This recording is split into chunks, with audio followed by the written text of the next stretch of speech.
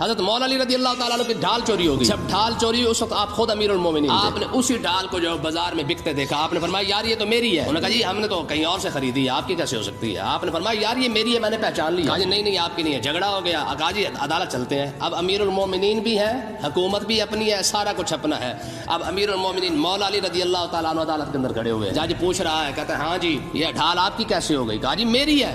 اب مجھے آپ بتائیں خدا کا واسطہ یہ اس کو سوچ سکتا ہے کہ مولا علی رضی اللہ تعالیٰ کو جھوٹی بات کر سکتے ہیں؟ وقت کا جج یہ بات سوچ رہا ہے کہ یار یہ بات نہیں ہو سکتی کہ مولا علی جھوٹ بولے. جج کہہ رہا ہے مولا علی سے, کرے حضرت آپ بے شک امیر المومنین ہیں, لیکن یہ بتائیں یہ ڈھال کا دعویٰ جو آپ نے کیا ہے آپ کے پاس گواہ ہے؟ کہا ہے. کہا کون ہے؟ کہا حسن میرا بیٹا گواہ. جج نے کہا جی آپ کے بیٹے کی گواہی آپ کے حق میں قبول نہیں ہے, کوئی اور گواہ نہیں آپ کے حق میں ڈھال ہوئی. انہوں نے کہا جناب فیصلہ یہی ہے کہ ڈھال جو اسی بندے کی, کیونکہ نہ آپ کے پاس گواہ ہے, حالانکہ گواہ امام حسن. انہوں نے کہا جی بیٹے کی گواہی باپ کے حق میں قبول نہیں ہے. اب اتنی بات کہ انہوں نے فیصلہ لکھا جج نے, اس نے کہا جی ڈھال جو ہے دوسرے